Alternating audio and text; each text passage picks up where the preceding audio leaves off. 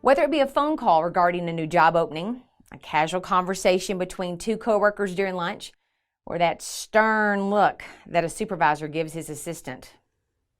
All of those have one commonality: communication. And in its roots, communication is actually pretty simple, right? A message is sent and a message is received. However, there's so much more to communication, right?